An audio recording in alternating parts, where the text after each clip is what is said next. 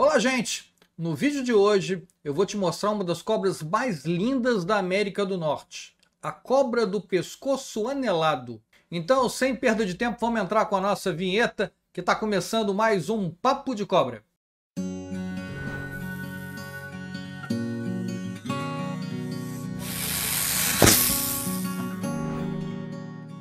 A cobra do pescoço anelado é essa aí que vocês estão vendo. Ela é da espécie Diadophis punctatus e é uma pequena cobra terrestre, não peçonhenta e da família Colubridae. E ela é amplamente encontrada na América do Norte quase que toda. E por que ela tem esse nome, cobra do pescoço anelado? Ela tem esse nome vulgar porque ela possui um anel ou uma coleira de uma cor que se destaca bastante ao redor do pescoço, ali na nuca, né? Não tem pescoço porque o bicho não tem pata anterior, então é difícil falar de pescoço. Mas naquela região ali atrás da cabeça. Esse anel ele é frequentemente branco ou amarelo, em um fundo uniforme que pode ser marrom, cinza ou então preto. E a distribuição dela na América do Norte é bem interessante. A cobra do pescoço anelar ela é encontrada em todo o leste e oeste dos Estados Unidos, no sudeste no Canadá e no nordeste do México. Existem várias subespécies, e a maioria delas são animais pequenos, geralmente com menos de 38 centímetros, embora algumas subespécies possam alcançar até 46 centímetros. Em algumas cobras do pescoço anelado, você tem uma diferença aí entre os filhotes e o adulto. A coleira clara é bem larga nos filhotes, então vai encolhendo lentamente conforme a cobra vai crescendo, até que ela desaparece totalmente. Então olha que interessante, indivíduos adultos da cobra do pescoço anelado não têm o pescoço anelado, né? E qual é a função de ter esse pescoço anelado? Essa função ainda é desconhecida dos cientistas. Provavelmente alguma coisa ligada à camuflagem ou até à sinalização. Elas são ativas ao longo de todo o ano, principalmente nas regiões quentes, principalmente na Flórida, onde ocorrem grandes populações dessa cobra. Já na época de frio, frio mais intenso nos Estados Unidos, na América do Norte, elas podem até hibernar. O interessante é que essas pequenas serpentes, elas podem se deslocar através de vários quilômetros em busca de condições boas de vida. E elas se deslocam principalmente durante a noite. Elas se alimentam basicamente de vermes, alguns artrópodos, rãs, salamandras, larvas de inseto e também pequenos répteis que ela vai encontrar na serrapilheira. A reprodução da cobra da coleira começa no inverno, onde o casal começa a se acasalar. E aí a fêmea vai armazenar os espermatozoides dentro dela. Quando chegar lá na primavera, ela vai ovular.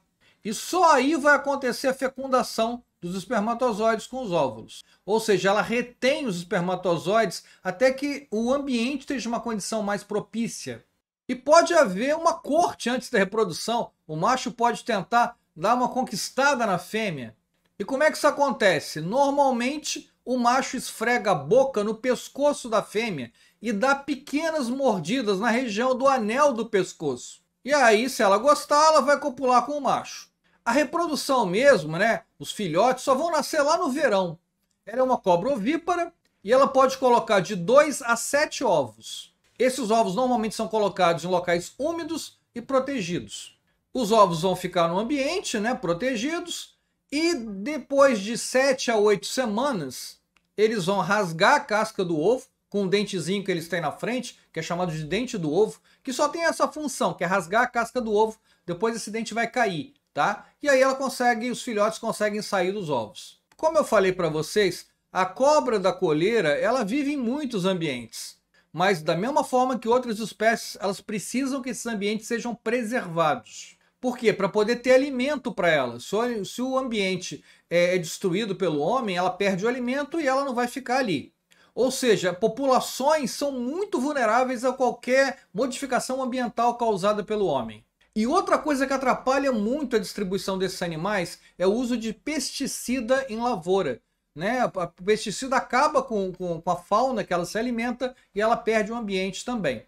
Então, como vocês estão vendo, cuidar do ambiente, às vezes, utilizando um pesticida, pode acabar com várias espécies, porque você acaba com o alimento dela e aí ela acaba desaparecendo também.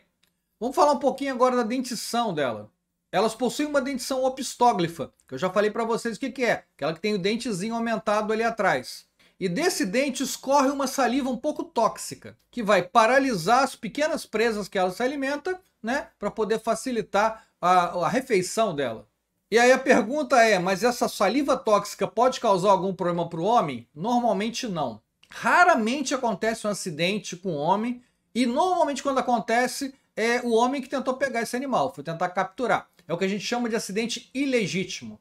Toda vez que a gente tem um acidente com cobra que foi causado pela própria pessoa, que tentou mexer no animal, capturar o animal, a gente chama isso de acidente ilegítimo. Mas mesmo quando essa cobra morde, não causa grandes problemas. Talvez um pouquinho de ardência no local, uma dor muito, muito leve, porque os dentes são pequenininhos, mas nada além disso, não tem grandes complicações. É realmente uma cobra que, apesar de ter essa saliva tóxica, não faz nenhuma ação para o homem mais direta. Por isso que eu sempre falo para vocês, nem toda cobra opistóglifa causa algum problema de saúde. A gente falou isso no vídeo anterior, falando das cobras verdes, né, que o pessoal fica achando que por ser opistóglifa obrigatoriamente causa algum acidente mais grave, pode ser considerado de importância médica. Vocês estão vendo um caso aí norte-americano que o bicho é opistóglifo, mas não tem importância médica nenhuma. Então é isso, gente. Espero que vocês tenham gostado dessa cobra. É bem interessante. O pessoal dos Estados Unidos que frequenta aqui muito o canal, tem muitos comentários dos Estados Unidos, certamente conhece esse animal lá porque ele é muito bem distribuído. Se você não conhecia, está conhecendo agora. E é isso. Queria agradecer você pela presença e lembrar você para se inscrever aqui no canal, que a gente vai estar semana que vem de volta para ter mais um Papo de Cobra. Valeu, gente. Obrigado.